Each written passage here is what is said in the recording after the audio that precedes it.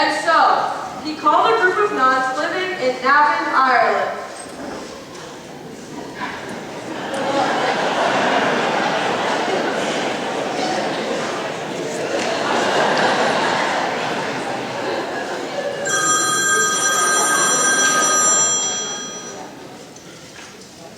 Hi, this is Father Paul Smith. Have you ever been to Phoenix, Arizona? Oh no, Phoenix is so hot! Well, it is hot, but it's a dry heat. But who were these nuns? The Loreto sisters! We'll build a school and look for nuns. And here we were, the very ones! Then what? Here will be built a house for God, A convent. A chapel. A special place. A place of peace. And full of grace. Our first speaker this evening is someone who I'm sure is very well known to all of you in the room, Kelly Mccomb. He is from the class of 1974, and I think if you take a blood sample from him, the blood is green and gold. He has done so much to help our school and tried to possibly pave his way out of purgatory for maybe all the things he did while he was here at school. From the class of 1974, Mr. Kelly Mccomb. I guess it's a big assumption that I get to go to purgatory.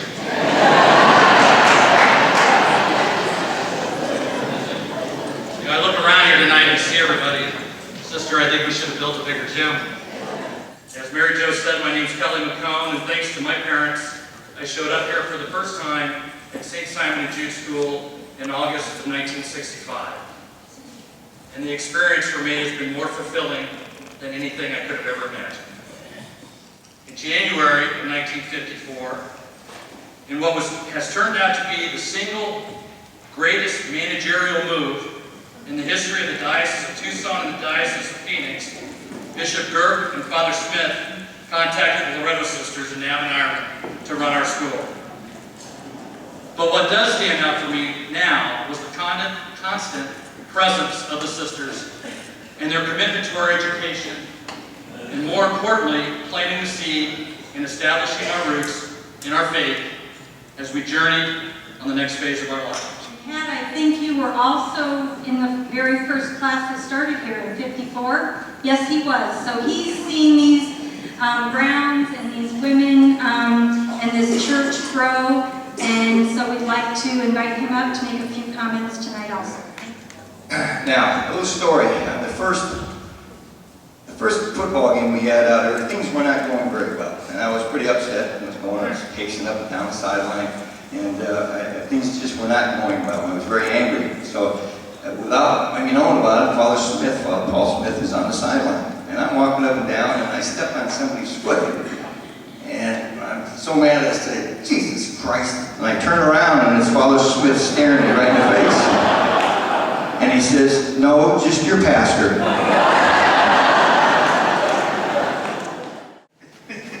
This could be an absolute disaster. Well, we could now put the ship, no matter what happens. My relationship with them goes back to 58. Yeah, 58. To do this without one beer is very severe. But then we came to the convent thinking, the nuns would be good for a dinner. And we did.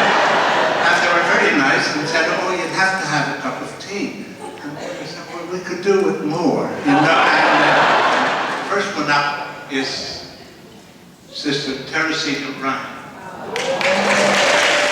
French on the go, all the time. She'll talk French to you, whether you like it or not. She invites me to have tea about 45 times a day, and I say no. So we're not getting the message. But anyway.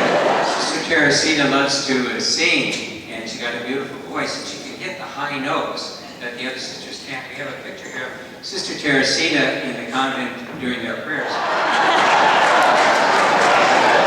Sister Christine is great into music. She teaches music appreciation to the kids at the school. Great on news updates for the Loreto sisters around the world. And the things that are going on in the church. She keeps all the sisters informed on what's happening in the church. She's quick to tell us that Pope Francis was taught by the Loreto sisters as a little boy in Argentina.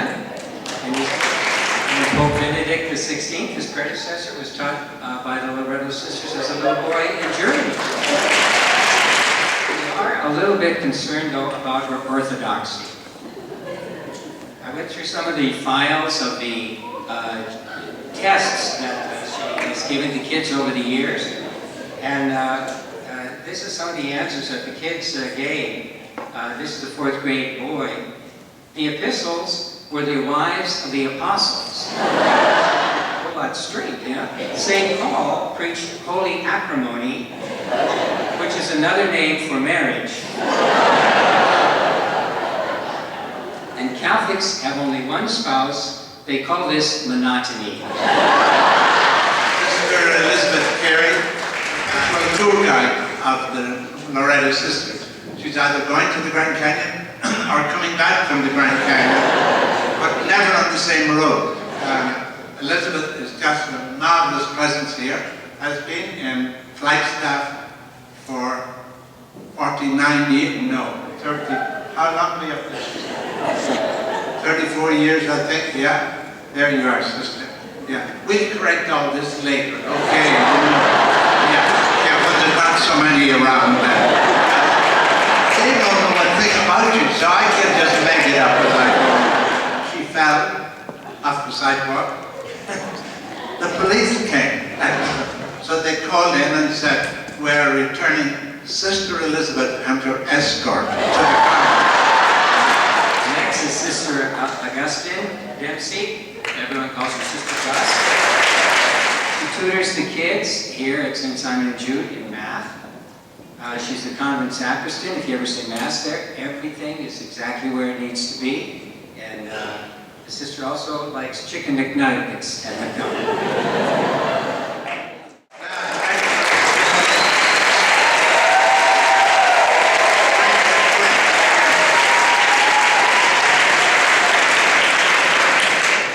You thought I was pastor here all these years? Forget it. I knew my place and I lived in my place and it was lovely. So we got it all.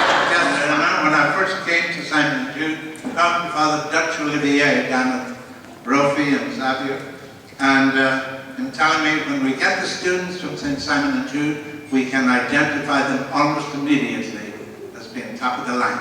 So it was a wonderful compliment. A little concerned about Sister Raphael's orthodoxy. We looked back at some of the tests that some of her students again, this 3rd grade student for Sister Raphael. Lot's wife was a pillar of salt by day, but a ball of fire at night. Okay, next is Sister Mary Roach. Sister Mary works with the St. Vincent de Paul Society here at the Cathedral, and is the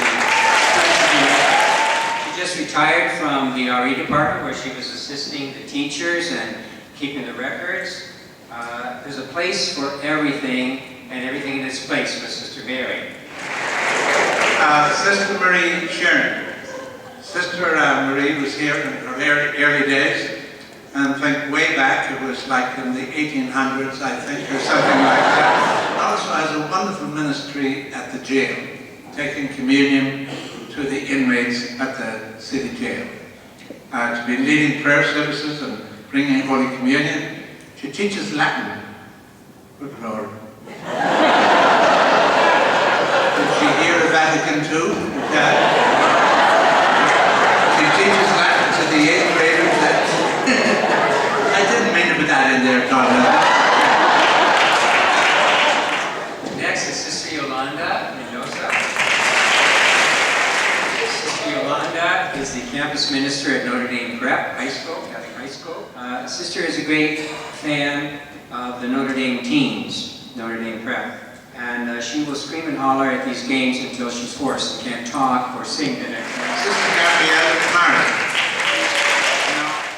I think she's constantly inviting young ladies, but they thought about joining the convent, and she just keeps talking and asking. And sure enough. We're also concerned about Sister Gabrielle's orthodoxy. Jesus was born because Mary had an immaculate contraption. The next is Sister Krista Farah, a sister cheerleader at Alhambra High School. Is a very athletic woman. She runs in the Chicago Marathon, and she's teaching salsa dancing and exercise to the retired sisters in the provincial house. And then Sister Anne Simon. She's also very generous with other people's money. I had a little experience in Prescott last year. Sister Terry and Anne we went out and had Mexican food. And on the way home, she said, oh, there's that poor man over there now. I don't know, where do you think he'll sleep tonight? And I was saying, I don't know, but just keep moving along. And so then about an hour later, we see the man again downtown Phoenix, and she said, oh, I think I'll help him. And she said, do you have anything? And I said, I only have a $50 bill.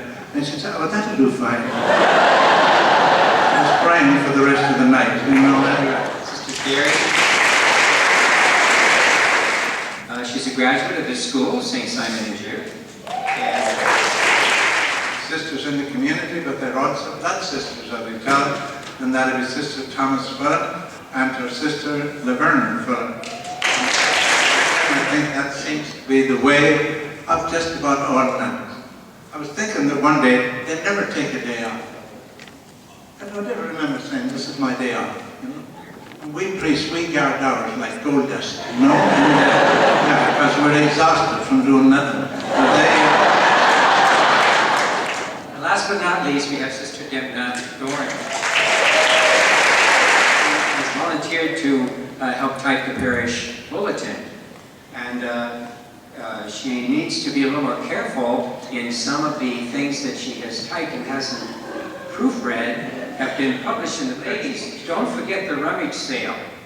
It's a chance to get rid of those things not worth keeping around the house. Don't forget your husbands.